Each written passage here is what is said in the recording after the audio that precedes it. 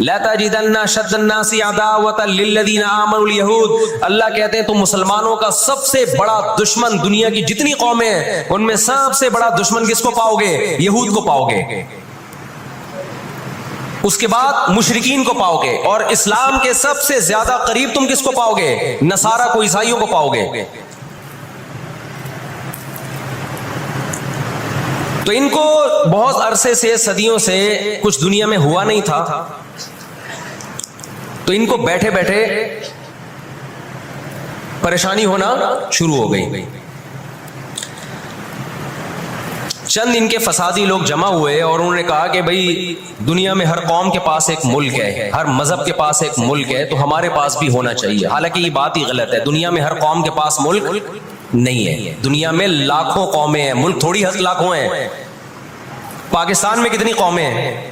سرائکی ہے، پنجابی ہیں، اردو ہیں، پٹھان ہے، بلوچی ہے۔ اگر قومیت کی بیس پہ ملک بنانا شروع کر دیں پھر تو ایک ایک انچ کے ملک وجود میں آئیں گے۔ پھر سرائکیوں میں جائیں گے تو سرائکیوں میں 20 قومیں ہیں، پٹھانوں میں جائیں گے پٹھانوں میں 40 قومیں نکلیں گی، مہاجروں میں جائیں گے ان میں صدیقی الگ ہے، ہاشمی الگ ہے، 20 قسم کے، بہاری الگ ہے۔ وہ تو قوم در قومیں بڑھتی چلی جائیں گی۔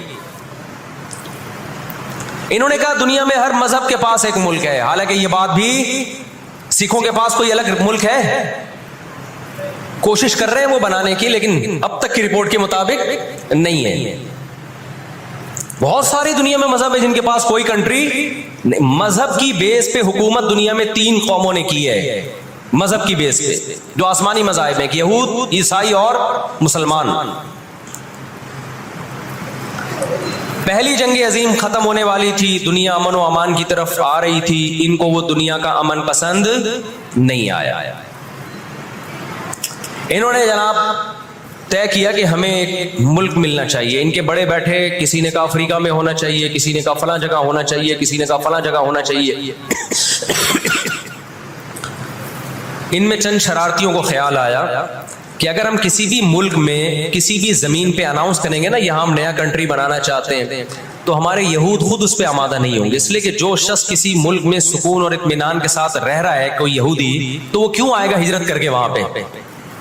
سمجھ میں آ رہی ہے بات؟ بھائی آپ کسی کنٹری میں امن اور سکون کے ساتھ ہو، اعلان ہوتا ہے ان لوگوں کے لیے وہاں الگ ملک بن رہا ہے، تو آپ کہو گے مجھے جانے کی کیا ضرورت ہے جب میں یہاں سکون اطمینان سے ہوں، مجھے تمام حقوق حاصل ہیں۔ یہودیوں کو پوری دنیا میں ہر قسم کے حقوق حاصل تھے، اور سب سے زیادہ یہودیوں کے ساتھ اچھا سلوک مسلمان خلفاء نے کیا ہے۔ یہودی خود اس کے معترف ہیں کہ مسلمانوں کی اور ہماری جنگیں وہ بنو قریظہ اور بنو نذیر کے بعد، وہ جو مدینہ کے دور میں، اس کے بعد کبھی بھی نہیں ہوئی ہیں۔ مسلمانوں کی لڑائیاں یا تو اہل فارس سے ہوئی ہیں، ایران جو پہلے کا ایران تھا، یا عیسائیوں سے ہوئی ہیں، یہودیوں سے جھڑپیں نہیں ہوئی ہیں۔ تو ان کو خیال ہوا بیٹھے بیٹھے کہ ہمیں الگ ریاست چاہیے۔ مختلف جگہوں کا سلیکشن ہوا، سب ریجیکٹ ہو گیا۔ تو صہیونیوں کو خیال آیا کہ اگر ہم بیت المقدس کا نعرہ لگاتے ہیں کہ ہمیں بیت المقدس دوبارہ چاہیے، یہ ہمارے آباء و اجداد کا وطن ہے، تو الگ ریاست کا منجن بہترین طریقے سے بک سکتا ہے۔ مذہبی لوگ جہاں لوگوں کو صحیح گائیڈ کرتے ہیں، خوب سمجھ لو مذہب کے نام کا منجن بھی مذہب میں ہی بکتا ہے۔ آج بھی ایسا ہو رہا ہے، بہت سی مذہبی تحریکیں لیبل کس کا لگا رہی ہوتی ہیں؟ اسلام میں بھی ایسا ہی ہے۔ جہاں اسلام میں آپ کو اچھی تحریکیں ملیں گی، وہاں ایسی تحریکیں بھی ملیں گی کہ لیبل کس کا لگایا جا رہا ہوتا ہے؟ مذہب کا، اور مقصد اس کے پیچھے دنیاوی مفاد ہوتے ہیں۔ اس کو سمجھنے کی ضرورت ہے۔ ہمارے یہاں جہاں بھی نعرہ لگ جائے نا مذہب کا، تو لوگ سارے گدھے گھوڑوں کی طرح اکٹھے ہو جاتے ہیں، یہ نہیں دیکھتے کہ اس کے پیچھے اس کے مقاصد کیا ہیں۔ تو نعرہ یہ لگایا گیا، اللہ کرے میں جلدی سے مختصر ہسٹری سمیٹ دوں پھر آپ کے سامنے بات رکھوں۔ نعرہ یہ لگایا گیا کہ چونکہ بیت المقدس ہمارا تھا، یعقوب علیہ السلام، یوسف علیہ السلام، موسیٰ علیہ السلام اور جتنے پیغمبر گزرے، یحییٰ علیہ السلام، زکریا علیہ السلام، ان سب کا مرکز کون سی جگہ ہے؟ ارض مقدس فلسطین۔ تو فلسطین کے نام پہ پوری دنیا سے یہودیوں کو فلسطین میں جمع کرنا ہمارے لیے پاسبل ہے، مگر یہودی بکھرے ہوئے تھے، ان کے پاس اتنی طاقت نہیں تھی۔ 2 سازشیں انہوں نے کی ہیں۔ نمبر 1، تجارت اپنے کنٹرول میں لو، قرآن کہتا ہے وَأَخْذِهِمُ الرِّبَا وَقَدْ نُهُوا عَنْهُ، اللہ نے ان پر سود لینے پر پابندی لگائی تھی ان کے، انہوں نے دنیا کو سود کے نظام میں لپیٹ دیا، پوری دنیا کی دولت مرتکز ہو کے کس کے پاس آنے لگی؟ یہودیوں کے پاس۔ مذہبی ریاست بنائی جا رہی ہے، اس کی مثال ایسے ہے جیسے ہم مسجد بنا رہے ہیں اور بندوق ہاتھ میں لے کے لوگوں کو ڈکیتیاں کر کے پیسہ لاؤ، جتنا پیسہ بنے گا، جتنا پیسہ اکٹھا ہوگا ہم اس کے لیے اسے کیا بنائیں گے؟ مسجد بنائیں گے۔ تو اس سے صاف پتہ چل جائے گا بھائی تیرا مقصد مسجد بنانا نہیں ہے، مسجد کے نام پہ منجن بیچنا ہے۔ سمجھ میں آ رہی ہے بات کہ نہیں آ رہی؟ لیبل مسجد کا لگ رہا ہے اس کے پیچھے، کیونکہ جو مسجد جو بنانا چاہتا ہے وہ کبھی بھی حرام پیسے سے مسجد نہیں بنائے گا۔ تورات میں آج تک سود کی حرمت موجود ہے، اور قرآن نے بیان کیا کہ ان کو ہم نے سود لینے سے منع کیا، لیکن انہوں نے سود لینا شروع کر دیا۔ بڑے بڑے بینک آج کس کے پاس ہیں؟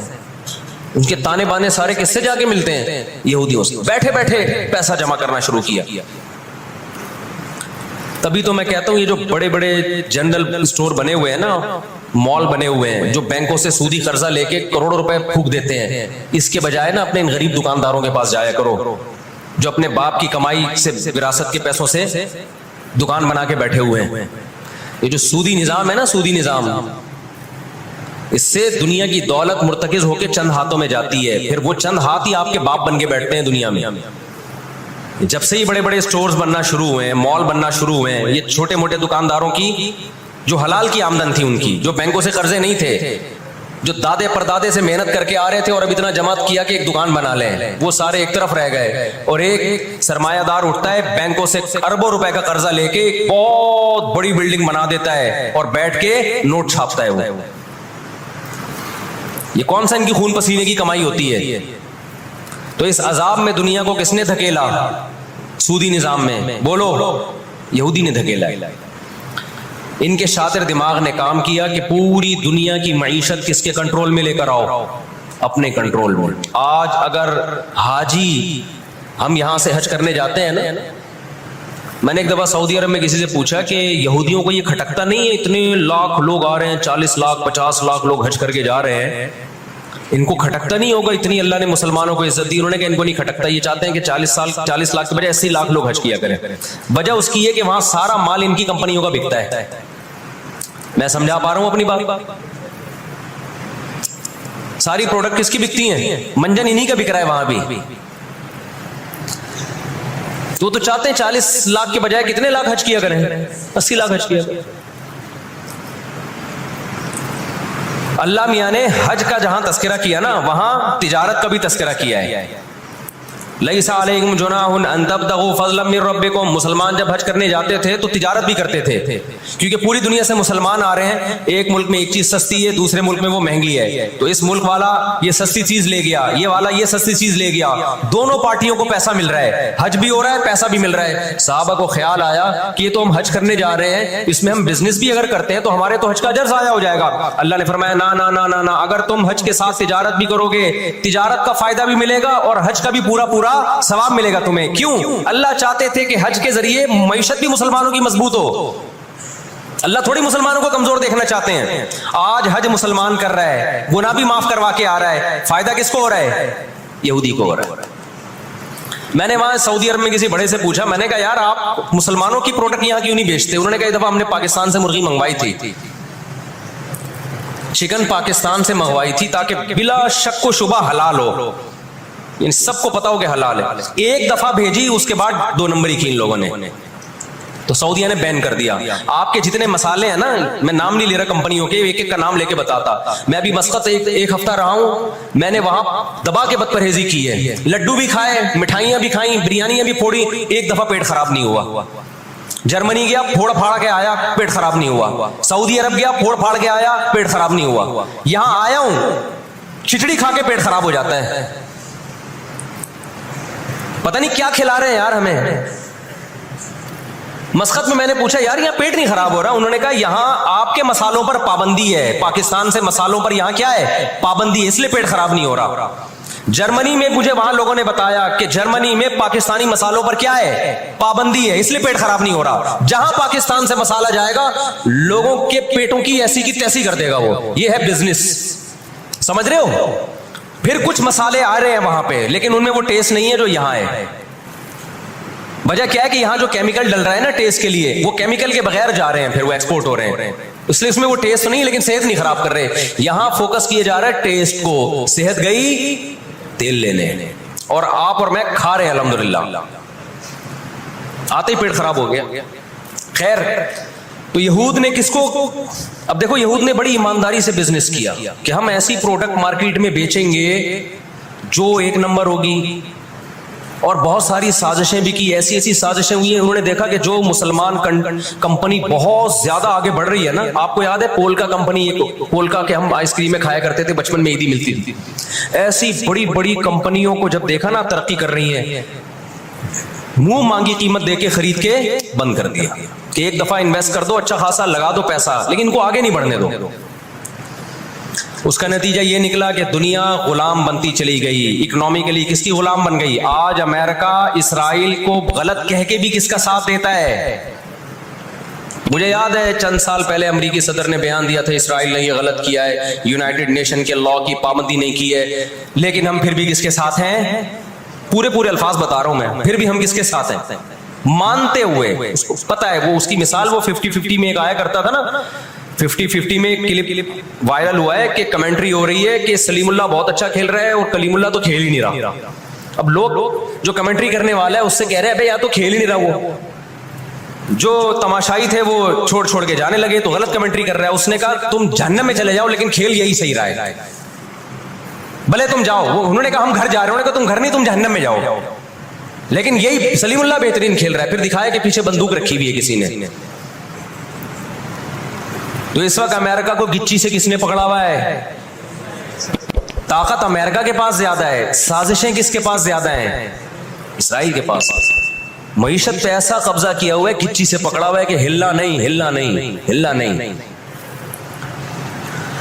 آج پوری دنیا میں فلسطینی نہتے ہو گئے.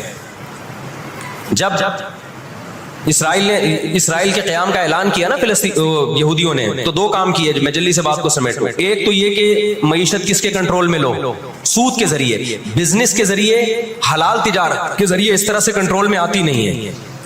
وہ سود جو تمام مذاہب میں حرام ہے, عیسائیت میں بھی, یہودیت میں بھی, اسلام میں بھی, اس سود کو پروموٹ کیا دنیا میں, تاکہ سود کے ذریعے آپ اندرون سندھ جاؤ نا, بڑے بڑے زمینداروں نے ہاریوں کو, کسانوں کو اپنے کنٹرول میں لیا ہوا ہے سودی قرضے دے دے کے. وہ بیچارے ہل نہیں سکتے, ساری زندگی ان کے غلام بنے رہتے ہیں وہ. اللہ جزائے خیر دے. ہمارے جامعۃ الرشید کے ایک استاذ ہیں, بڑے مالدار بھی ہیں, انہوں نے وہاں جا کے بہت سارے ہاریوں کے قرضے ادا کر کے ان کو اس غلامی سے نکالا ہے. اور بہت سے مسلمان, ان میں ہندو بھی ہیں بہت سارے, وہ مسلمان بھی ہوئے ہیں, ان کو اور ہر طرح سے سپورٹ کرنا ہے. ایسے ادارے بنے ہوئے ہیں اندرون سندھ. تو ایک کام تو یہ کیا کہ معیشت اپنے کنٹرول میں. دوسرا کام کیا کہ ان کو پتا تھا کہ جب تک بڑی طاقتیں ہمارے ساتھ نہیں ہوں گی اس وقت تک ہم اسرائیل کا قیام وجود میں نہیں لا سکتے. اس کے لیے سب سے زیادہ اسلام دشمنی میں برطانیہ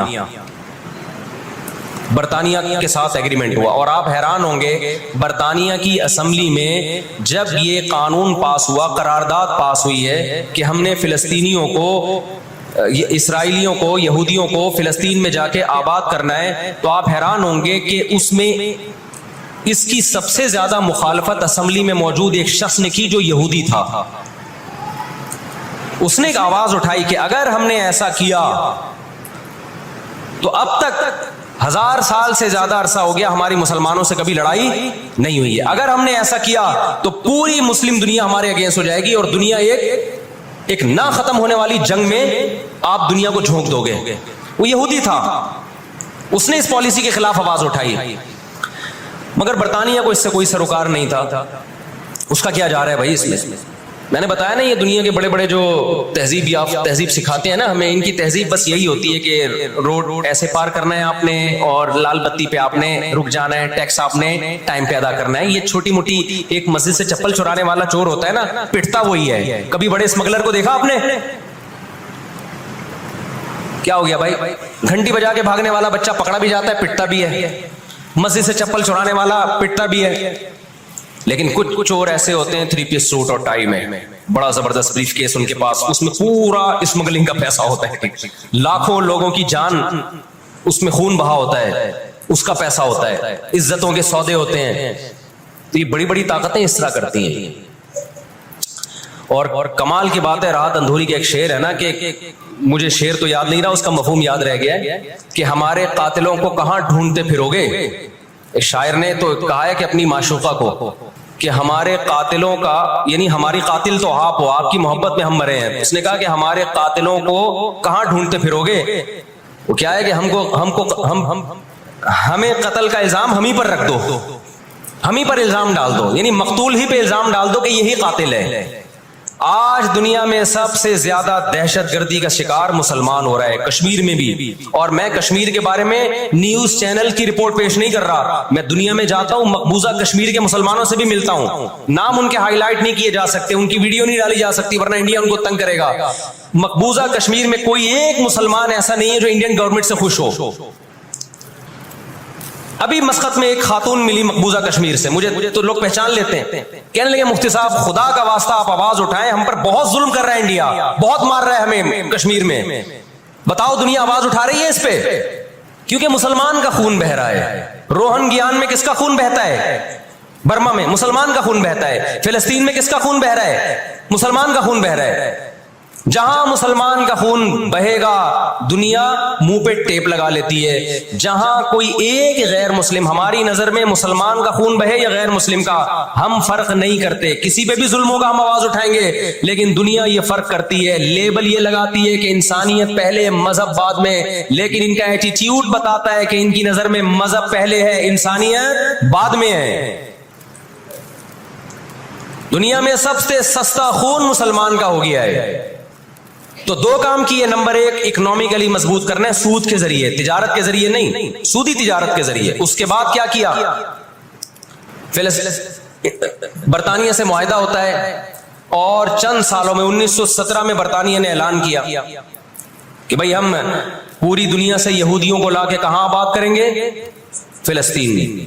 اس وقت مکمل فلسطین کس کا تھا؟ عربوں کا تھا, وہ مسلمانوں کا تھا. چند سال میں 33% یہودی اسرائیل میں آ کے فلسطین میں آ کے آباد ہو گئے, اور وہ وہاں گڑبڑ شروع کر دی انہوں نے.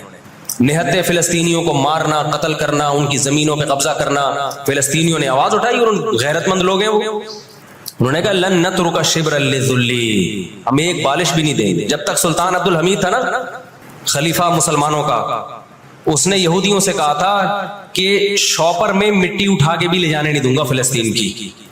سمجھتے ہو, دیکھو مسلم حکومت چاہے کیسی نالائق ہو, خلافت چاہے کیسی نالائق ہو, اس کا وجود نہ ہونے سے بہرحال بہتر ہے.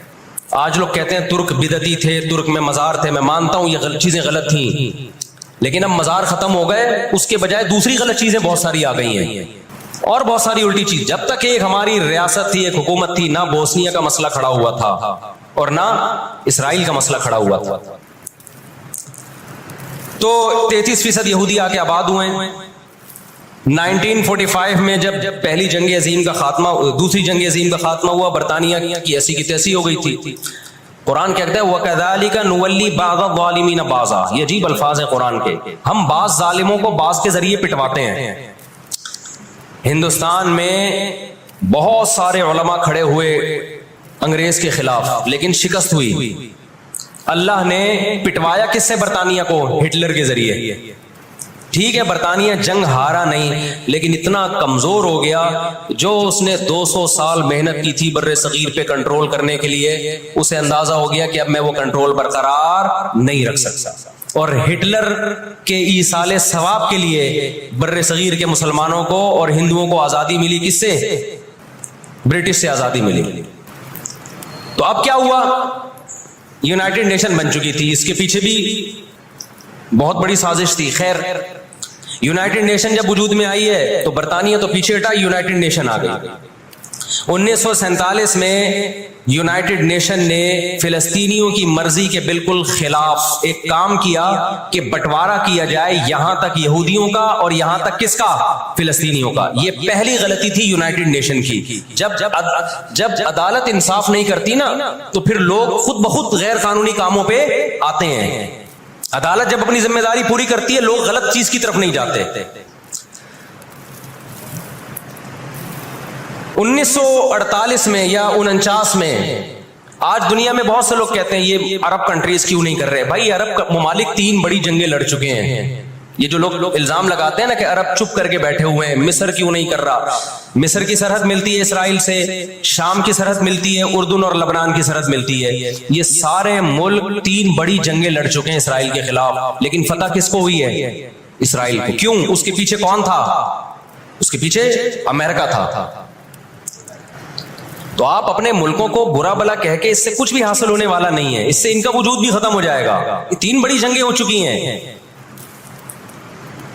تمام عرب کنٹریز مل کے اسرائیل پہ حملہ کرتے ہیں, لیکن اس کے نتیجے میں نقصان کیا ہوا؟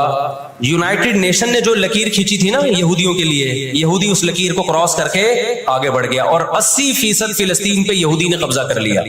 اور یہ غزہ کی پٹی جو آج ہے اور جس کو ویسٹ بینک کہا جاتا ہے, اس غزہ کی پٹی پہ مصر کا قبضہ ہو گیا جو ایسٹ میں ہے, اور ویسٹ بینک پہ اردن کا قبضہ ہو گیا. 20% علاقہ میں سے آدھا اردن کے پاس اور آدھے سے کچھ کم مصر کے پاس چلا گیا. باقی 80% کس کے پاس آ گیا؟ اسرائیل کے پاس. پھر 1967 میں بہت بڑی وار ہوئی. یہ میں ان لوگوں کو بتا رہا ہوں جو ہر وقت اسلامی حکومتیں جو رہی صحیح رہ گئی ہیں نا, ہر وقت ان کو برا بلا کہتے رہتے ہیں یہ کچھ نہیں کر رہے, یہ عرب کچھ نہیں کر رہے. 3 جنگیں لڑ چکے ہیں. جب تک تمہارا باپ پیچھے کھڑا ہوا ہے نا امریکہ, اس وقت تک یہ مسئلہ حل نہیں ہو سکتا. پیچھے وہ کھڑا ہوا ہے. اب کیا ہے کہ جی 1967 میں یہ تمام کنٹریز جو بھی اسرائیل کو گھیرے ہوئے ہیں یہ سب مل کے پلان بناتے ہیں, عرب متحد ہوتے ہیں کہ اسرائیل کو ایک ہی دفعہ میں صفحہ ہستی سے مٹانا ہے. اسرائیل کی خفیہ ایجنسیاں اتنی ہوشیار, اتنی متحرک کہ پہلے اطلاع مل جاتی ہے, اور مصر کے جہاز جو بمبارمنٹ کے لیے جانے تھے اسرائیل پہ حملہ کرنا تھا, وہ کھڑے کھڑے بہت سارے جہاز ایئرپورٹ پہ اسرائیل تباہ کر دیتا ہے. سمجھ میں آ رہی ہے کہ نہیں آ رہی ہے؟ وہ بہت بڑی پلاننگ سے آیا ہے بھائی. وَقَدْ مَكَرُوا مَكْرَهُمْ وَعِنْدَ اللَّهِ مَكْرُهُمْ وَإِنْ كَانَ مَكْرُهُمْ لِتَزُولَ مِنْهُ الْجِبَالُ. اللہ نے کہا یہ اسلام دشمن جب سازشیں کرتے ہیں, اتنی بڑی سازشیں ہوتی ہیں کہ پہاڑ اپنی جگہ سے ہل جائیں. یہ نا امیدی کی بات ہے, لیکن امید کی بات بھی ہے. اللہ کہتا ہے عِنْدَ اللَّهِ مَكْرُهُمْ, اللہ کو ان کی مکر اور تدبیر کا علم ہے. یہ مسلمانوں سے نہیں لڑ رہے, یہ کس سے لڑ رہے ہیں؟ اللہ سے لڑ رہے ہیں. تو خوشخبری کی باتیں بھی ہیں, وہ میں بتاؤں گا انشاءاللہ ابھی. تو عرب کو شکست ہوتی ہے, اور نقصان کیا ہوتا ہے کہ الٹا عربوں کے علاقے اپنے ہاتھ سے نکل جاتے. مصر کا بہت بڑا علاقہ چلا گیا, غزہ بھی خالی ہو گیا, ویسٹ بینک بھی خالی ہو گیا, اور یہ سارے علاقے کس کے قبضے میں چلے گئے؟ یہود کے. شام کے علاقوں پہ بھی یہود کا قبضہ, مصر کے علاقوں پہ بھی. 1973 میں پھر عرب ممالک مل کے لڑتے ہیں اسرائیل کے خلاف تاکہ اپنے علاقوں کو خالی کرائیں ہم. اس میں بھی کیونکہ امریکہ بھرپور سپورٹ کر رہا تھا اسرائیل کو, دبا کے اسلحہ دے رہا تھا. رزلٹ کس کے خلاف گیا؟ مسلمانوں کے خلاف, عربوں کے خلاف. اور ان کو اندازہ ہو گیا کہ اس جنگ میں ہم اپنے علاقے خالی نہیں کروا سکتے. سعودی عرب میں اس دور میں غیرت مند بادشاہ تھے شاہ فیصل شہید رحمۃ اللہ علیہ, اللہ ان کی مغفرت کرے, ان کے درجات بلند کرے, بڑے مجاہد تھے. انہوں نے عرب ممالک کا اجلاس بلایا اور تیل کی سپلائی بند کر دی. سمجھتے ہیں بات کو کہ نہیں سمجھتے؟ جب تیل کی سپلائی بند ہوئی, اللہ تعالیٰ نے وسائل تو آج بھی مسلمانوں کو دیے ہیں, تیل کی سپلائی بند کی ہے تو اسرائیل گھٹنے ٹیکنے پر مجبور ہو گیا. پھر امریکہ بہادر بیچ میں آئے ایک بڑے بزرگ کا کردار ادا کرتے ہوئے کہ دیکھو لڑائی بڑائی معاف کرو, اللہ کا گھر صاف کرو, بیٹھ کے مذاکرات کی میز پہ آ جاؤ. تو یہاں بھی مذاکرات کی میز کے پیچھے تیل کا ڈنڈا تھا, سمجھ رہے ہو؟ عربوں کے پاس جو تیل کی اللہ نے ان کو ایک طاقت دی ہے نا, وہ استعمال کی.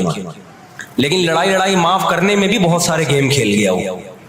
طے یہ ہوا کہ جی جو عربوں کے علاقوں پر اسرائیل نے قبضہ کیا ہے, مصر اور شام پہ, وہ اسرائیل واپس کرے گا. ٹھیک ہے ہم آپ کے علاقے واپس کر رہے ہیں، لیکن مصر کو اسرائیل کو تسلیم کرنا پڑے گا۔ یہ بہت بڑی مسٹیک ہوئی، کس سے؟ بولو، مصر سے۔ وہ اس پہ آمادہ ہو گئے، چلو ہمارے علاقے تو ہمیں واپس مل رہے ہیں۔ غزہ سے بھی مصر نے فوجیں ہٹا لیں، غزہ کا علاقہ بھی اسرائیل کے حوالے کر دیا۔ مصر کو یہ لگا کہ مرتا کیا نہ کرتا۔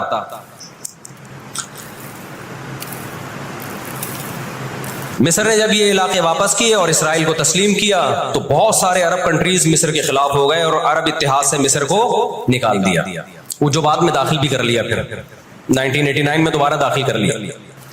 فلسطینیوں کو اندازہ ہو گیا کہ یہ ممالک جو کچھ کر سکتے تھے کیا ہے، اب ہمیں ہی کرنا پڑے گا، اب ہم دنیا سے کیا ہو گئے ہیں؟ مایوس۔ لیکن ان کی غیرت کو 100 بار سلام، انہوں نے شکست تسلیم نہیں کی۔ دنیا کے مسلم کنٹریز نے شکست مان لی، انہوں نے نہیں کی۔ لڑتے رہے، بالآخر غزہ کا علاقہ، غزہ سے یہودیوں نے اپنی فوجوں کو یہ غزہ آزاد کرایا، انہوں نے، کوئی ان کے ساتھ نہیں تھا، اکیلے لڑ رہے تھے۔ 2006 میں غزہ میں الیکشن ہوئے اور حماس بھاری اکثریت سے جیتتی ہے۔ امریکہ اور اسرائیل نے اس قانونی حکومت کو جو الیکشن کے ذریعے ہوئی ہے، میں نے بتایا نا ان کے قوانین ان کے لیے ہی ہوتے ہیں، ویسے جمہوریت الاپتے شاپتے رہتے ہیں، لیکن جہاں جمہوری طرز پر ان کی مرضی کے خلاف ہو جائے تو پھر جمہوریت نہیں چاہیے ان کو، جہاں آمریت سے کام چلتا ہے وہاں آمریت چاہیے۔ یہ سارے اصول اور ضابطے کس کے لیے ہیں بھائی؟ ہم غریبوں کے لیے ہیں، ہم غریبوں کے لیے۔ آپ کو پتا ہے پاکستان میں کوئلے کی بلوچستان میں اتنی کانیں ہیں کہ 200 سال تک فری بجلی ہمیں مل سکتی ہے، لیکن دنیا ہمیں نکالنے نہیں دیتی کہ انوائرمنٹ، ماحول خراب ہوگا، جبکہ بہت سارے ملکوں میں کوئلے سے بجلی بن رہی ہے، وہاں کا ماحول خراب بولو نہیں۔ سمجھتے ہو کہ نہیں سمجھتے؟ دنیا کے جو بڑے پیمانے پر جو بڑے بڑے دہشت گرد ہیں نا، وہ کچھ اور ہی ہیں، وہ چھوٹی چھوٹی مسجد سے چپلیں نہیں چراتے، بس ان کا ہم لوگ مسجد سے چپلیں چراتے ہیں اس لیے بدنام ہوتے ہیں۔ 2006 میں جب حماس بھاری اکثریت سے جیتتی ہے تو امریکہ اور اسرائیل ان کی حکومت کو تسلیم کرنے سے بولو انکار کر دیا۔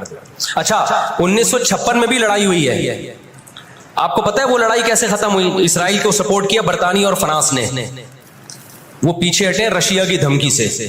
روس کو اندازہ ہو گیا کہ یہ قبضہ کرتے چلے جا رہے ہیں اور ایک بہت بڑی پاور بن کے یورپ اور امریکہ اتحاد بن کے ہمارے سامنے آ جائیں گے تو ہماری پوزیشن خراب ہو جائے گی۔ روس کون سا کوئی اتنا نیک انسان ہے وہ، لیکن قرآن کہتا ہے نا نولی بعض الظالمین بعضا، ہم بعض ظالموں کو بعض ظالموں ہی کے ذریعے پٹواتے ہیں۔ محلے میں ایک دادا گھوم رہا ہوتا ہے بدماشی کرتا، کمزور پٹ رہے ہوتے ہیں، اللہ دوسرے دادا کو پیدا کر کے اس کو پٹواتے ہیں اس سے، اور پھر کہتے ہیں تجھے کسی اور سے پٹواؤں گا میں۔ روس نے کون سا اچھے افغانستان میں جو بربریت کی اس نے کس قانون کے تحت افغانستان میں گھسا تھا؟ وہاں بھی افغانی اس کے خلاف کھڑے ہوئے اور مار مار کے بھگایا اس کو۔ پھر جو آپ کے 40-42 ملک ابھی افغان طالبان کے ساتھ لڑ کے گئے ہیں وہ کس قانون کے تحت آئے تھے بھائی؟ ایک شخص کو پکڑنے کے لیے، اسامہ بن لادن کو پکڑنے کے لیے آپ نے پوری ریاست کی ایسی کی تیسی کر دی۔ تو ان کے اپنے لیے اصول کچھ اور ہیں، ہمارے لیے اصول بولو کچھ اور ہیں۔ اس لیے انصاف اصل کب ہوگا میرے بھائی؟ آخرت میں۔ لیکن آپ کی اطلاع کے لیے آخرت سے پہلے دنیا میں بھی ایک دفعہ ہوگا، اور یہ ہمارے پیغمبر صلی اللہ علیہ وسلم کی بشارتیں ہیں۔ آج وہ فلسطینی نہتے ہو چکے ہیں، نہ مصر میں ان سے لڑنے کی طاقت ہے کیونکہ مصر 3 جنگیں لڑ کے ہار چکا ہے، نہ شام میں ان سے لڑنے کی، شام کے اندر تو خود ایسی سازشیں کی ہیں کہ اس کو کھوکھلا کر دیا۔ جو بھی طاقتور ملک تھے اسرائیل نے ان کو اپنے راستے سے پہلے ہی ہٹا دیا۔ اور یاد رکھو اسرائیل صرف فلسطین نہیں چاہتا ہے، یہ ہماری بھول ہے۔ اسرائیل گریٹ اسرائیل کا قائل ہے جس میں بہت بڑا خطہ ہے جس پہ وہ قبضہ کرنا چاہتا ہے، یہ یہاں رکے گا نہیں۔ اگر آج ہم غزہ کو اسرائیل کے حوالے کر دیں کہ چلو دنیا میں امن آ جائے گا، ایک حکومت ان کو دے دی جائے، چند لوگوں کو ہتھیار ڈلوا کے ان کو کنٹرول دے دیا جائے، تو یہ آپ کی بھول ہے۔ قرآن کہہ رہا ہے وَيَسْعَوْنَ فِي الْأَرْضِ فَسَادًا، ان کی فطرت میں ہے کہ یہ زمین میں ہمیشہ فساد مچاتے رہیں گے۔ جو بات ہٹلر نے کہی تھی وہ قرآن 1400 سال پہلے کہہ چکا تھا۔ ہٹلر نے قرآن میں دیکھ کے نہیں کہی ہے، ہٹلر نے تو مشاہدہ کر کے کہی تھی یہ بات۔ نہ مصر میں لڑنے کی طاقت، 3 جنگیں ہار چکا ہے، نہ لبنان میں لڑنے کی طاقت، نہ اردن میں لڑنے کی طاقت، نہ شام میں لڑنے کی طاقت. سعودی عرب اور اسرائیل کے حالات اچھے ہونے جا رہے تھے. یہ واقعہ ہوا, سعودی عرب نے الحمدللہ یو ٹرن لے لیا. ایک اچھا اقدام ہے سعودی عرب کا, ورنہ تو یہ مسئلہ دب گیا تھا.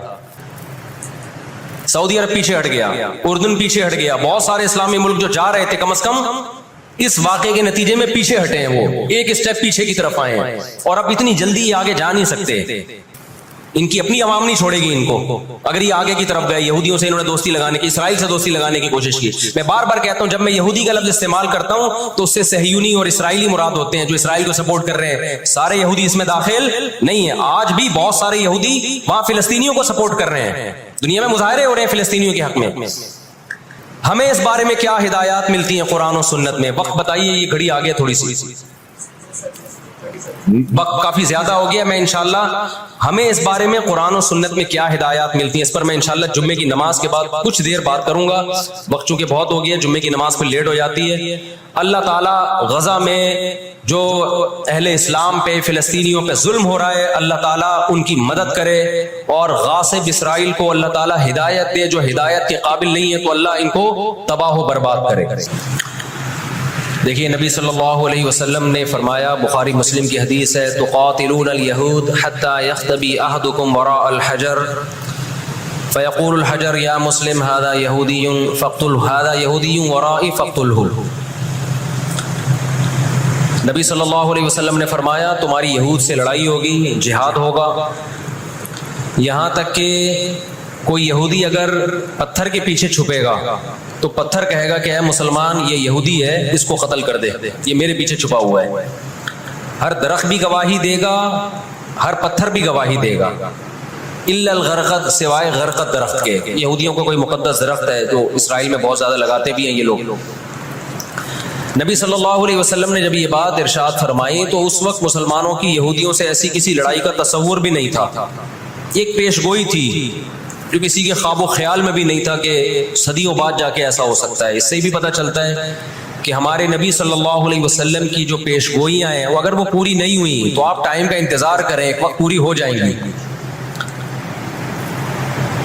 1300 سال تک مسلمانوں کو اس حدیث کا مطلب سمجھ میں نہیں آیا. عملی دنیا میں ایمان تو تھا سب کا کہ اللہ کے نبی نے جو فرمایا برحق ہے, کیونکہ یہودیوں سے میں نے بتایا نا لڑائی ہوئی نہیں ہے. جب مدینہ سے اور جزیرہ عرب سے ان کو نکالا گیا, یہ دنیا کے مختلف ملکوں میں جا کے آباد ہو گئے. اس کے بعد یہ ہمیشہ یا تو عیسائیوں کے زیر سایہ رہے ہیں یا مسلمانوں کے زیر سایہ رہے.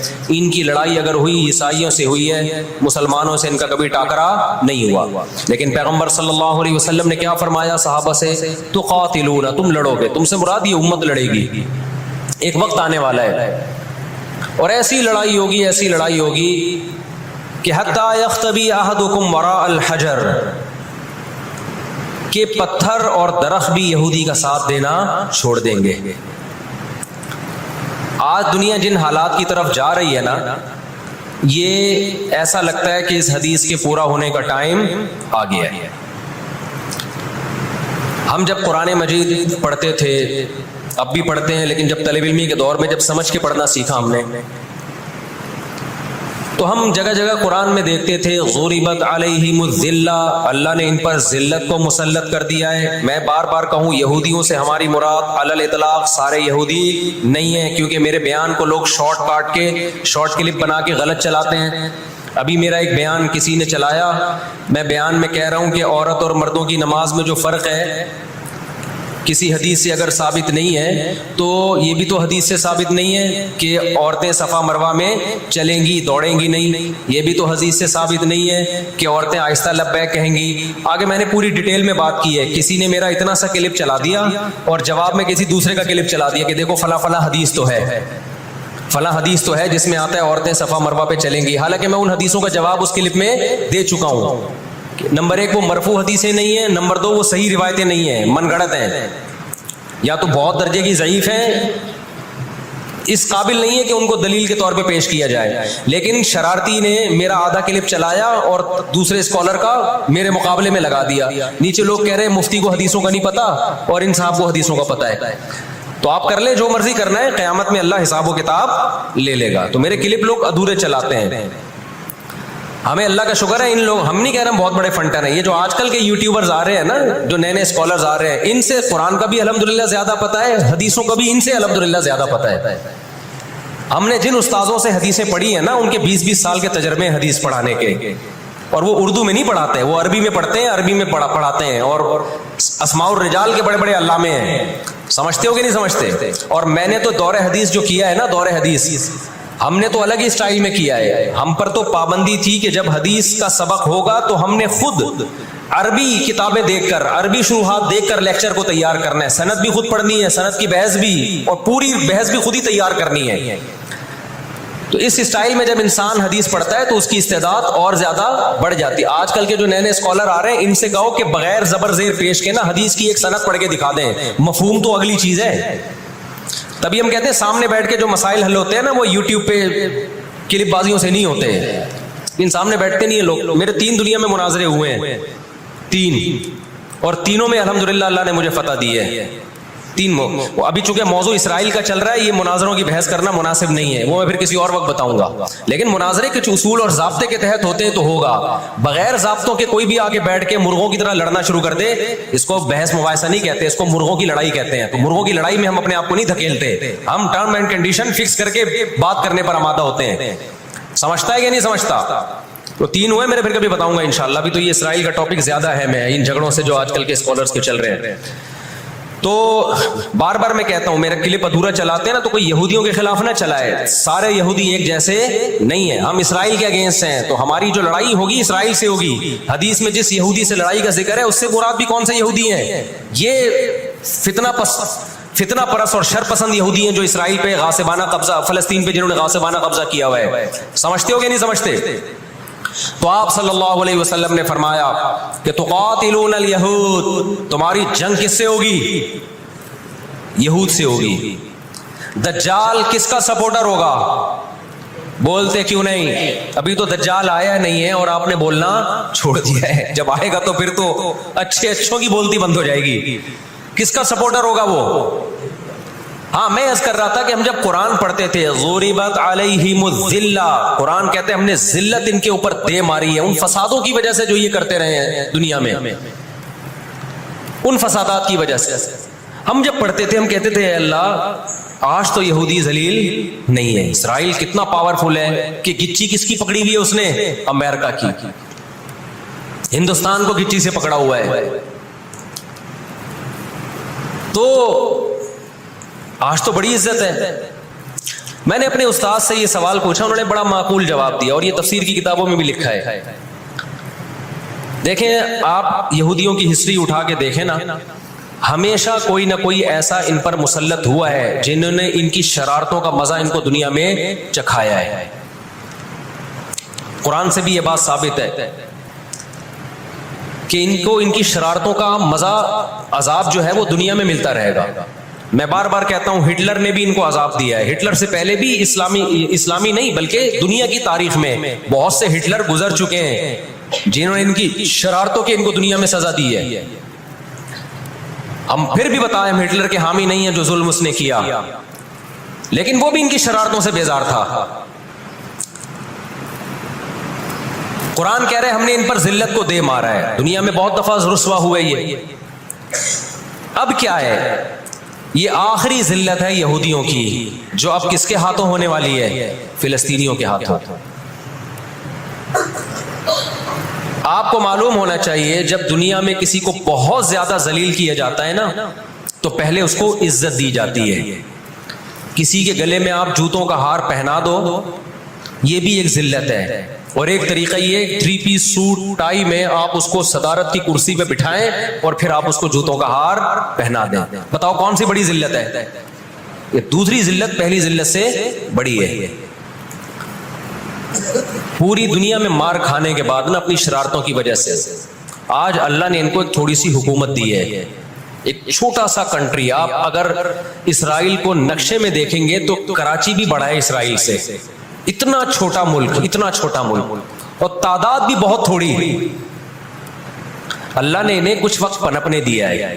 اللہ نے کہا ٹھیک ہے، تم دنیا تمہاری آخری شرارت دیکھ لے، اس کے بعد جو میری طرف سے تم پہ مار پڑنے والی ہے، اس کے بعد قیامت تک تم دوبارہ اٹھنے کے قابل نہیں رہو گے۔ یہ آخری ذلت کا انتظام ہو رہا ہے یہود کا، اور جو فائنل میچ ہوتا ہے نا وہ شاندار ہی ہوتا ہے۔ کیا خیال ہے؟ سیمی فائنل میں اتنا لوگ دلچسپی سے نہیں دیکھتے، کوارٹر فائنل میں اتنا دلچسپی سے بولو نہیں دیکھتے جو فائنل میچ دیکھتے ہیں۔ اللہ نے ان کا ظلم پوری دنیا کے سامنے نمایا۔ آج جو غزہ پہ جو کچھ ہو رہا ہے پوری دنیا کے سامنے اللہ نے دکھا دیا۔ ایک منٹ رکھیں، پوری دنیا کو دکھایا نا اللہ نے کیا کر رہے ہیں، یہ کس طرح سے اسرائیل میں لوگوں کو لا کے آباد کیا، فلسطین میں، پھر فلسطینیوں پہ اقوام متحدہ کی 60 سے زیادہ قراردادیں ہیں جس کی اسرائیل دھجیاں اڑا چکا ہے۔ 60 سے زیادہ قراردادیں، 60 سے زیادہ، جس کو اسرائیل نے ماننے سے انکار کیا ہے۔ یونائٹڈ نیشن کی بات کر رہا ہوں میں۔ تو اللہ تعالیٰ ان کو تھوڑا سا پنپنے دے رہے ہیں کہ ٹھیک ہے اس دفعہ سیمی فائنل تم جیت لو، فائنل تک تو پہنچو نا تم، اس کے بعد ہوگا کیا؟ دیکھو آپ نے سنا ہوگا کہ لاتوں کے بت ہاتھوں سے نہیں مانتے۔ یہ جو اسرائیل جو کچھ کر رہا ہے نا، اس کا اصل حل مجھے بھی پتا ہے مظاہروں میں نہیں ہے، اس کا اصل حل ہے جہاد۔ اس کا اصل حل کیا ہے؟ جہاد، جو کہ فلسطینی کر رہے ہیں۔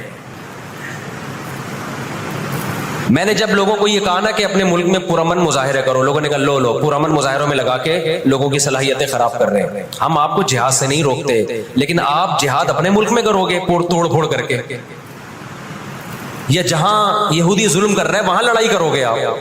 تو یہ عجیب منطق نہیں ہے کہ ظلم وہاں ہو رہا ہے، آپ نے اپنے ملک میں توڑ پھوڑ کرنا شروع کر دی، تو اس سے یہودی ناراض ہوگا یا خوش ہوگا؟ وہ تو کہے گا اور اچھا ہے بم دھماکے کرو یار، پرامن نہیں، بہت بموں کے ساتھ، کلاشن کوفوں کے ساتھ اپنی کنٹری میں مظاہرے کرو، ہمیں آ کے چھیڑو یہاں پہ۔ ہم جہاد کے منکر نہیں ہیں، آپ سے زیادہ الحمدللہ جہاد کو مانتے ہیں، لیکن آپ اگر یو کے میں، کینیڈا میں، پاکستان میں، سعودی عرب میں توڑ پھوڑ والے مظاہرے شروع کر دو گے، چاہے غیر مسلم کنٹریز میں بھی، خدا کی قسم اس سے اسرائیل کو جوں بھی نہیں رہیں گی۔ تو اس وقت آپ جوش سے زیادہ ہوش سے کام لیں۔ جوشیلی تقریریں کرنے والے بہت ہیں مارکیٹ میں، ابھی نعرے بھی یہاں لگ رہے ہیں، ہم یہ کر دیں گے، ہم وہ کر دیں گے۔ ان سے پوچھو کیسے کرو گے؟ شام کو گھر پہ جا کے گٹکا کھا کے سو جاتے ہیں وہ۔ تو جوشیلی تقریریں کرنے والے، میں مانتا ہوں جہاد ہی ہوگا، لیکن ہوگا کس سرزمین پہ؟ جہاں یہودی لڑ رہا ہے وہیں لڑا جائے گا۔ میدان جنگ متعین کیا جاتا ہے لڑائی کے لیے، یہ نہیں ہوتا کہ آپ میدان جنگ میں نہیں جا سکتے تو جو میدان جنگ نہیں ہے اس کو میدان جنگ بنا دو، ایسا دنیا میں کبھی بھی نہیں ہوتا۔ یہ تو وہ جون پور کے قاضی والا قصہ ہو جائے گا کہ وہ سولی پہ لٹکایا ایک شخص کو، اس کی گردن موٹی تھی، وہ پھندے میں آ نہیں رہی تھی، انہوں نے کہا اس کی گردن چونکہ پھندے میں آ نہیں رہی ہے تو اس کی چونکہ آ رہی ہے اس کو لٹکا دو آپ۔ وہ کہے گا میری آ رہی ہے لیکن میرا قصور کیا ہے؟ تو یہ عجیب قسم کا جہاد ہے۔ آپ اپنے ملکوں میں، یو کے، کینیڈا میں آپ نے اگر توڑ پھوڑ کرنا شروع کر دی، وہ چھوڑے گا تھوڑی کینیڈا آپ کو۔ یو کے، امریکہ میں آپ نے اگر توڑ پھوڑ شروع کر دی، وہ چھوڑے گا تھوڑی۔ آپ کی اوقات کتنی ہے؟ لڑائی کے لیے سب سے پہلے میدان جنگ کا تعین ضروری ہے کہ لڑائی ان کی مرضی سے نہیں ہوگی، کہاں کہ وہ جہاں چاہ رہے ہیں، لڑائی ہماری مرضی سے ہوگی، ہم جہاں کہیں گے وہاں لڑائی ہوگی۔ میں سمجھا پا رہا ہوں اپنی بات؟ تو علاج، بہت سے لوگوں نے جہاد کا انکار کر دیا، یہ بھی غلو ہے، اور بہت سے لوگوں نے ہر جگہ کو میدان جنگ بنانے کے چکر میں ہے، یہ ایک طرف کی انتہا ہے۔ آج دنیا نے ان کو نہتا چھوڑ دیا ہے فلسطینیوں کو، لیکن وہ ڈٹے ہوئے ہیں۔ آپ ان کی مدد کر سکتے ہو جہاد کے ذریعے، ضرور کرو، کس نے منع کیا ہے آپ کو؟ اور اگر آپ ان کے ساتھ مل کے جہاد نہیں کر سکتے، نہیں جا سکتے وہاں پہ، تو آپ پھر ان کو جو سپورٹ کر سکتے ہو، ہم راشن پانی پہنچا سکتے ہو تو وہ پہنچاؤ۔ میں نے پاکٹ ویلفیئر ٹرسٹ کا نام لیا نا، اس میں بھی لوگوں نے اعتراض کیا، لو بھائی ان کو راشن کی ضرورت تھوڑی ہے، ہمیں پتہ ہے راشن سے کام نہیں چلے گا، لیکن جو جہاد ہوگا تو وہاں جا کے ہوگا۔ یہاں بم پھاڑنا شروع کر دیے، اس سے اسرائیل کی صحت پہ کوئی فرق نہیں پڑے گا۔ اسرائیل پہلے ہی ان کی سازشوں سے لیبیا تباہ ہو چکا ہے، ایک مضبوط ریاست تھی، عراق کا بیڑا غرق کر دیا، اب وہ چاہتا ہے سعودی عرب کا بھی بیڑا غرق ہو، وہ چاہتا ہے پاکستان کا بھی بیڑا غرق ہو۔ تو ان بیڑا غرق ہونے سے جو آپ کی ٹوٹی پھوٹی رہی صحیح لنگڑی لولی حکومتیں، ان کی بھی ایسی کی تیسی ہو جائے گی۔ اور فلسطینی بھی نہیں چاہتے کہ دوسرے ملکوں میں لڑو، وہ کہتے ہیں لڑنا ہے تو ہمارے پاس آؤ، تو یہ اب جو دنیا جا رہی ہے نا جس طرف، ہو یہ رہا ہے. میں نے آپ کو قرآن کی آیت پیش کی تھی نا، وَكَذَلِكَ نُوَلِّي بَعْضَ الظَّالِمِينَ بَعْضًا، اللہ کہتے ہیں ہم بعض ظالموں کو بعضوں سے پٹواتے ہیں. تو پہلی جو ابھی تک تو ہم نے نا امیدی کی باتیں کی ہیں، مسلمان ممالک شکست کھا کے بیٹھ چکے ہیں، 3 بڑی جنگوں میں شکست ہو چکی ہے. اس کے بعد اب کسی مسلم کنٹری میں اسرائیل پر چڑھائی کی طاقت نہیں ہے. ان کو پتا ہے پیچھے امریکہ بیٹھا ہوا ہے، پورا یورپ. رشیا نے یوکرائن جیسے اتنے سے کنٹری پہ حملہ کیا. آپ نقشے میں دیکھیں یوکرائن اتنا سا ہے، رشیا کیا ہے، یوں اگر وہ پاؤں بھی رکھ دینا تو کچل دے. لیکن جیت گیا کیا وہ جنگ؟ بولتے کیوں نہیں؟ کیوں؟ یوکرائن اتنا سا ہے مگر اس کے پیچھے کون ہے؟ پورا یورپ ہے، پورا یورپ اس کے پیچھے. یہ جنگ طول پکڑتی جا رہی ہے. رشیا اب تک یوکرائن کو کنٹرول میں نہیں لے سکتا. اور مجھے تو ایسا لگتا ہے، میں کوئی یقینی رپورٹ نہیں ہے، شاید اس جنگ کے پیچھے بھی اسرائیل کی سازش ہو. ان کو پتا تھا کہ ایک ہمارا دشمن ہے سوویت یونین، روس. جب 1956 میں جنگ ہوئی ہے نا، برطانیہ، فرانس اور اسرائیل نے مل کے حملہ کیا تھا مصر پہ، تو دھمکی کس نے دی تھی؟ روس کی دھمکی سے پیچھے ہٹے. روس نے کہا تھا نیوکلیئر اٹیک کروں گا میں، وہ پیچھے ہٹ گئے. روس مسلمانوں کی خیر خواہی میں نہیں کر رہا تھا. روس کو یہ تھا کہ جب دنیا کا باپ میں بننا چاہتا ہوں تو تم دنیا کے باپ بننے کی کوشش کیوں کر رہے ہو؟ اگر یہ باپ بن گئے تو اس کو پتا تھا ہماری چودراہٹ ختم ہو جائے گی. تو اللہ ایک ظالم کو دوسرے ظالم سے پٹواتے ہیں. تو آج بھی رشیا، چائنا وہ اسرائیل کے حق میں نہیں. عین ممکن ہے اللہ مظلوموں کی آواز سے ایسے حالات پیدا کر دے کہ اس جنگ میں براہ راست کون کود پڑے؟ سوویت یونین کود پڑے. اور اگر سوویت یونین اس جنگ میں کود پڑا جس کے پورے چانس لگ رہے ہیں، تو پھر یہ تیسری جنگ عظیم کی طرف معاملہ جائے گا. اور اس کے ذمہ دار مسلمان یا فلسطین نہیں ہوں گے، اس کے ذمہ دار ناجائز اسرائیل ہے جس نے ناجائز قبضہ فلسطین پہ کیا ہے. اور پھر دنیا میں جو تباہی ہوگی نا، تباہی ہوگی وہ میرے اور آپ کے تصور سے بھی زیادہ ہے. کیونکہ اب تلواروں سے یا صرف ہوائی جہازوں سے جنگ نہیں ہوتی، اب سب کے پاس نیوکلیئر ہتھیار ہیں، اب ایٹم بم چلیں گے. آج اگر دنیا انسانیت پہ رحم کھانا چاہتی ہے، آج اگر امریکہ، برطانیہ، جرمنی، فرانس جو دنیا کے لیڈر کہلائے جاتے ہیں، آج اگر یہ چاہتے ہیں کہ انسانیت کو تباہی سے بچائیں، تو ان کو فلسطینیوں کا ہاتھ نہیں روکنا. ان کو کس کا ہاتھ روکنا ہے؟ جو اصل ظالم ہے نا یہودی، اس کا ہاتھ روکنا ہے. فلسطینیوں کے پاس اپنے دفاع کا پورا اخلاقی حق بھی ہے، مذہبی حق بھی ہے، قانونی حق بھی ہے. تو آج اگر یہ اسرائیل کا ہاتھ زبردستی روک لیتے ہیں تو دنیا بڑی تباہی سے بچ جائے گی. اور اگر یہ دنیا اسرائیل کا ہاتھ نہیں روکتی اور اس جنگ کو بند کرنے کی کوشش نہیں کرتی، تو بھائی جو تیسری جنگ کی طرف معاملات جا رہے ہیں اس کے ذمہ دار یہ لوگ ہوں گے جو دنیا میں تہذیب کے ٹھیکیدار ہیں. یہاں تک بات سمجھ میں آ گئی کہ نہیں آ گئی؟ دوسری بات، ہمیں قرآن و سنت میں اس بارے میں کیا ہدایات ملتی ہیں؟ اللہ کہتا ہے میں نے یہود پہ ذلت کو مسلط کر دیا ہے. اس آیت میں اور اس حدیث میں جو میں نے تقاتلون الیہود والی حدیث پڑھی، اس میں مسلمانوں کے لیے خوشخبری ہے کہ اللہ تعالیٰ نے جیسے بنی اسرائیل انتہائی کمزور تھے، فرعون کا ظلم اور بربریت کا شکار تھے، اللہ سورہ قصص میں کہتے ہیں وَنُرِيدُ أَن نَّمُنَّ عَلَى الَّذِينَ اسْتُضْعِفُوا فِي الْأَرْضِ، ہم نے ارادہ کیا کہ زمین میں کمزور ترین لوگوں کو اٹھا کے زمین کا امام بنا دیں گے، طاقتور پہ غالب کر دیں گے. بہت دفعہ ایسا ہوا ہے، کم من فئۃ قلیلۃ غلبت فئۃ کثیرۃ باذن اللہ. اللہ کہتے ہیں دنیا کے نقشوں میں جو غالب ہوتا ہے، جس کی فتح اسباب کی دنیا میں یقینی ہوتی ہے، میں بہت تھوڑی سی جماعت کو طاقتور بنا کے دنیا کا امام بنا دیتا ہوں. ہمیں اللہ کی رحمت سے اور قرآن اور حدیث کی جو بشارتیں مل رہی ہیں اس سے پوری امید ہے کہ انشاءاللہ یہ جو ابھی حالات ہوئے ہیں یہ فلسطین کی شکست پہ منتج نہیں ہوں گے. انشاءاللہ یہ اسرائیل کی شکست پہ اور یہودیوں کی ہمیشہ کے لیے شکست پہ اس کا نتیجہ نکلے گا انشاءاللہ. اور نبی صلی اللہ علیہ وسلم کی وہ حدیث پوری ہوگی کہ تمہاری جو بڑی جنگ ہوگی، نبی نے کیا فرمایا؟ اس امت کی ایک جماعت ہمیشہ جہاد کرتی رہے گی. لا یزال طائفۃ من امتی ظاہرین علی الحق، ہر دور میں لڑائی ہوئی ہے، جہاد ہوا ہے. آپ اس حصی اٹھا کے دیکھ، کہیں نہ کہیں جہاد ہمیشہ ہوتا رہا ہے. تو آج بھی ایسا ہوگا. اور بالآخر یہ معاملات اگر بین الاقوامی دنیا نے کنٹرول نہیں کیے تو نبی صلی اللہ علیہ وسلم کی پیش گوئیاں انشاءاللہ بہت جلد پوری ہونے والی ہیں. اور یہ جو ان کو عزت ملی ہے نا، یہ اصل میں بہت بڑی ذلت کی تمہید ہے. جب کسی کی بہت بڑی بےزتی کرنی ہوتی ہے تو اس کو پہلے بہت زیادہ عزت دینی پڑتی ہے. میں اکثر ایک واقعہ سناتا ہوں. ایک آدمی گیا کسی محلے میں، آ کے کہنے لگا اللہ کا شکر ہے اس علاقے میں میری عزت نہیں ہے. لوگوں نے اس میں شکر ادا کرنے کی کیا بات ہے؟ اس نے کہا اگر عزت ہوتی تو آج میری بہت زیادہ بےزتی ہو جانی تھی. آج میں نے ایسا کام کیا کہ میری بہت زیادہ بےزتی ہو جاتی. تو یہ ایک بہت بڑی ذلت کا پیش خیمہ ہے. ہماری ذمہ داری ہے کہ ہم ان کے لیے دعا بھی کریں، اپنے ملک میں ہم پرامن احتجاج بھی کریں. غیر مسلم ریاستوں میں بھی احتجاج کی اجازت ہے، یہاں ہم نے پرامن ہی کرنا ہے. یہاں توڑ پھوڑ سے کوئی فائدہ ہونے والا نہیں ہے. جوش میں ہوش نہ چھوڑ دیں آپ. یو کے میں پابندی لگائی کہ آپ فلسطینیوں کا جھنڈا نہیں لہرا سکتے. لوگوں نے لہرانا شروع کر دیا. اس کا نتیجہ کیا نکلا؟ فلسطین آزاد ہو گیا. اس سے جنہوں نے لہرایا ان کو گورنمنٹ اٹھا کے لے گئی. تو تھوڑے بہت لوگ جو کچھ غیرت جن میں تھی وہ بھی اپنے آپ کو ہاتھ پاؤں کٹوا رہے ہیں اگر، تو فلسطینیوں کے لیے پھر احتجاج کرنے والا، آواز اٹھانے والا دنیا میں کون ہوگا؟ تو جو میدان جنگ ہے وہی میدان جنگ ہے، اور جو میدان جنگ نہیں ہے اس کو میدان جنگ بنانے کی کوشش نہ کرو. یہودی چاہتا ہے پوری دنیا میدان جنگ بن جائے، اسرائیل میں امن ہو جائے تاکہ میں بادشاہی کروں دنیا پہ. ہم چاہتے ہیں نہ، جو میدان جنگ آپ نے جس جگہ کو رکھا ہے ہم جنگ وہاں سے ہٹنے نہیں دیں گے. وہیں میدان جنگ ہوگا، وہی جگہ میدان جنگ بنے گی. اور آپ نے اپنی حکومتوں پہ دباؤ ڈالنا ہے، حکومتوں پہ پریشر. دیکھو اردن میں جب احتجاج ہوا ہے، اردن کا بادشاہ نے آ کے اسرائیل کے خلاف بیان دیا ہے. لوگ سمجھتے ہیں ان احتجاجوں سے کیا ہوگا، ان پرامن مظاہروں سے کیا ہوگا. ایسا نہیں ہے. ان پرامن مظاہروں سے حکومتوں پہ دباؤ پڑتا ہے. آپ جو کر سکتے ہیں وہ تو کریں نا، آپ جو کر سکتے ہیں وہ تو کریں.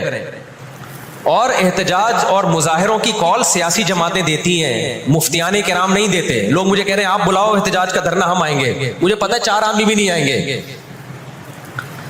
4 آدمی بھی نہیں آئیں گے ہمارے دھرنے پہ. یہ سیاسی جماعتوں کا کام، اور سیاسی جماعتیں بھی کر رہی ہیں، لیکن اور زیادہ کرنا چاہیے. حکومتوں کے کام ہوتے ہیں. سیاسی سطح پہ جو احتجاج جب گورنمنٹ لیول پہ ہوتا ہے وہ پاورفل احتجاج ہوتا ہے. اور حکومتیں احتجاج جب کرتی ہیں جب ان کو پبلک کا ڈر ہوتا ہے. تو آپ سوشل میڈیا پہ، فیس بک پہ آپ احتجاج کے ذریعے دنیا کو دکھاؤ ہم فلسطینیوں کے ساتھ ہیں. اس سے فلسطینیوں کو بھی سکون ملے گا کہ دنیا نے ہمیں یتیم اور لاوارث نہیں چھوڑا. اب جی غزہ کا واقعہ ہونے سے پہلے دنیا نے ان کو بالکل لاوارث چھوڑ دیا تھا. ساری دنیا اسرائیل سے، ہمارے ملک میں اسرائیل کو تسلیم کرنے اور اتحاد کی باتیں شروع ہو گئی تھی. اس جنگ کے بہت زیادہ نقصانات ہوئے ہیں، لیکن اس کا ایک فائدہ بھی یہ ہوا ہے کہ اسرائیل کا ایشو دوبارہ دنیا میں کھڑا ہو گیا ہے. اب اتنا آسان نہیں ہے اسرائیل کو تسلیم کرنا. تو ہم اللہ سے دعا کرتے ہیں کہ اے اللہ ہمارے ان مظلوم بھائیوں کی مدد فرما، اور جو بھی ظالم ہیں ان کو ہدایت دے، جو ہدایت کے قابل نہیں ہے اللہ ان کو تباہ و برباد کرے. علماء نے یہ بھی کہا ہے کہ فجر کی نماز میں جو غاصب یہودی ہیں، اسرائیلی ہیں، ان کے خلاف قنوت نازلہ کا بھی اہتمام کرنا چاہیے. تو اس کا بھی موقع ملے تو قنوت نازلہ پڑھنی چاہیے. قنوت نازلہ نبی صلی اللہ علیہ وسلم کی سنت ہے کہ جب کفر کا ظلم بڑھتا تھا تو آپ صلی اللہ علیہ وسلم فجر میں بد دعا کیا کرتے تھے فجر کی نماز میں ان کے لیے. تو اسلام جہاں دعائیں سکھاتا ہے ظالموں کے خلاف بد دعائیں بھی سکھاتا ہے. اللہ تعالیٰ سمجھنے کی عمل کی توفیق. کیا ہم اپنی بلیوں کو نیوٹر یعنی نہ مذکر نہ مؤنث کروا سکتے ہیں؟ اس میں گناہ تو نہیں ہوگا؟ نہیں، کوئی گناہ نہیں، کروا لیں. کہتے ہیں کہ اللہ تعالیٰ اپنے حقوق معاف کر دیتا ہے، مگر بندوں کو حقوق جب تک وہ معاف نہ کرے تو معاف نہیں ہوتے. تو اگر میں پکی توبہ کر لوں مگر ماضی میں جو بندوں کے حقوق تلف کیے اور وہ بندے دنیا سے چلے گئے یا ان کا پتہ ہی نہ ہوتا، اس صورت میں میری توبہ کا کیا ہوگا؟ دیکھیں جو حقوق ان کے تھے، پیسوں کا لین دین تھا، وہ پیسے دینے پڑیں گے. اگر وہ دنیا سے چلے گئے تو وہ پیسے ان کے وارثین کو دیں. جتنی گنجائش ہے وہ کریں آپ. تو جو آپ سے ہو سکتا ہے وہ آپ کر لیں، جو نہیں ہو سکتا پھر وہ اللہ پہ چھوڑ دیں. اللہ معاف کرنے والا ہے. میری شادی 19 فروری 2021 میں ہوئی تھی. اس وقت دین کے بارے میں مجھے علم نہیں تھا. میں نے سنا کہ مشرک عورت سے نکاح کرنا جائز نہیں. میری بیوی خود کو مسلم کہتی ہے مگر شرکی عقائد رکھتی ہے، مزاروں میں دفن بزرگوں سے مدد مانگتی ہے. اس صورت میں مجھے کیا کرنا چاہیے؟ نماز، روزہ، قیامت کے دن کے بارے میں اور بھی شریعت کے بڑے بڑے ارکان کا صاف صاف لفظوں میں انکار کرتی ہے. اس صورت میں کیا میں بغیر تجدید ایمان اور بغیر تجدید نکاح کے رہ سکتا ہوں؟ اگر وہ تجدید ایمان کے لیے راضی نہ ہو تو کیا میں اسے چھوڑ سکتا ہوں؟ آپ اسے توبہ کی تلقین کریں اور بولیں قبروں سے مانگنا حرام ہے، ناجائز ہے، شرک ہے، اس سے نکاح ختم ہو جاتا ہے. اگر وہ مان جائے ٹھیک ہے، نہیں مانے تو پھر اس کو، اگر مان جاتی ہے تو اس نکاح دوبارہ کریں، اور اگر نہیں مانتی تو پھر آپ اس کو چھوڑ دیں. آپ کے لیے اس کے ساتھ رہنا اور میاں بیوی والا ریلیشن پھر حرام ہے، ناجائز ہے. جعفر اقبال ہنگو سے، پہلے کوشش کریں کہ مان جائے، دلائل دیں گے انشاءاللہ مان جائے گی، گھر خراب نہ کریں بلا وجہ زبردستی۔ جعفر اقبال ہنگو سے، مجھ سے میرے دوست نے 5000 روپے ادھار لیے ہیں، کافی ٹائم ہو گیا ہے، وہ واپس نہیں کر رہا، وہ میں بتا چکا ہوں نہیں کرے گا واپس۔